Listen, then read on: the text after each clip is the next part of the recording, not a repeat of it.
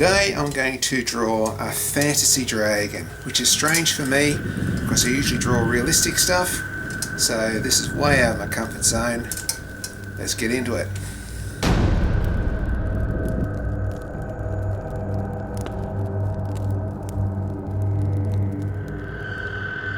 Hi, I'm Bill Flowers and I'm a wildlife artist. I like to draw from real life. I like to draw real living things. So I'm the snake artist. I usually go face to face with snakes. I think I have to go to the museum and check out some dinosaurs. Dinosaur World. They have these great sculptures outside, but inside they have these funny animatronic dinosaurs and they kind of look silly. Sorry, but they do. But it's a lot of fun. Anyway, it's a good chance to have a sketch of something which is not quite real.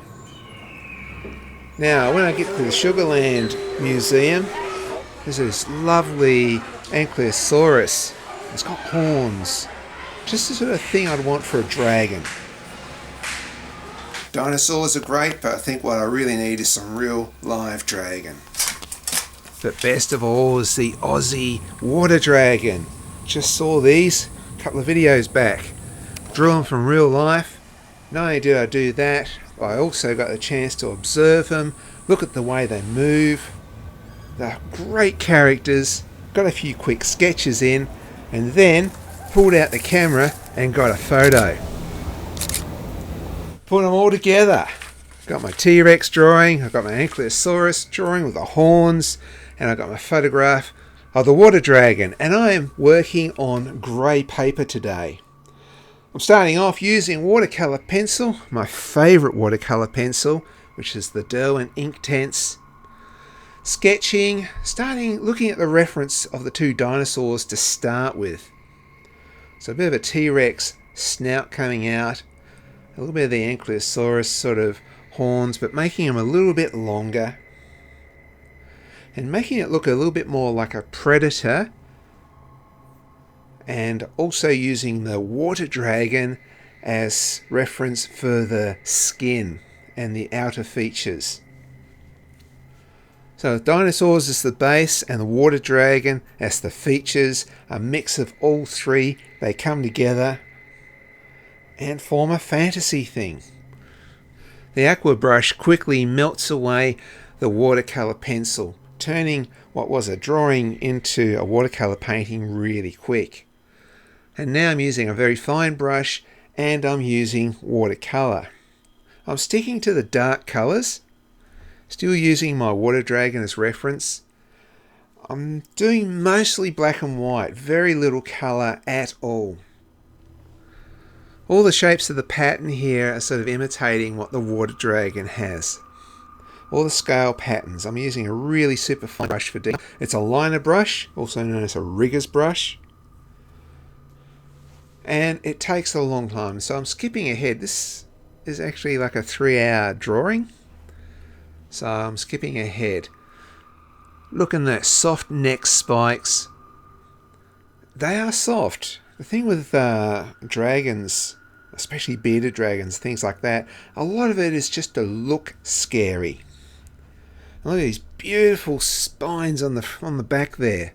Again, the spikes along the back of a reptile.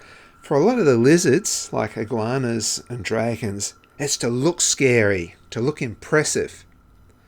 And now I'm going to try and get in some of that scale in the bumps. Now the large scales are not that flexible. Small scales are much more flexible. So around the eyes, around things that move, you're going to have much more smaller scales. Under the neck pattern. Again, using this picture as a reference is really cool. So yes, it's a fantasy dragon, but I'm bringing in a lot of realism into it. Payne's grey pencil up at the top there. I don't want the top bit to look too dark. I want it to look like there's a flat panel between the eyes and the snout. And I'm just blacking in under the mouth here. So I'm using a little tiny bit of brown, a little bit of Payne's grey, which sort of gives a blue and a brown thing, but it's still mostly muted colours. Muted colours on a grey background so far, but I have a plan, and that's to pull out the gouache soon. I get my aqua brush, give it a bit of a wash over, and it takes those harsh outlines and softens them a little bit. Okay, so looking at the dragon, there's a lot of white on it anyway. Now on goes the white, and this is where it's going to pop and come out a bit more. I love using the white on a grey background. Also put a bit of perspective in there, making the horn closer to us much bigger than the one further away, just to give you a feeling of perspective of the animal. I think putting the white highlights on is probably one of my favourite parts. Seems to make your drawing come alive a bit. I've never really been a big one for dragons. Always been more of a sci-fi man myself. Not much into fantasy. I like Reign of Fire, but I don't play computer games for the same reason I don't take heroin. I just don't have the time to spend on that. And yeah, like I say, I like sort of science, but I have to admit I'm kind of enjoying this. Probably enjoying it because I'm bringing in the real, natural bits of the actual real dragon into this fantasy one. It's interesting, I sort of imagine that the flesh on this is not so much armor plated, but probably soft, like a dragon.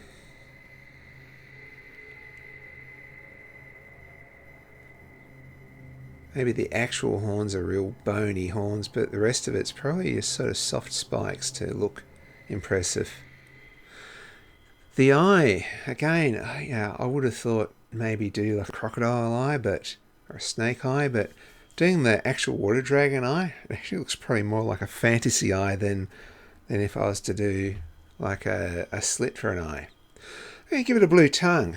It's like blue tongue lizards, but not only that, carpet pythons have blue tongues too.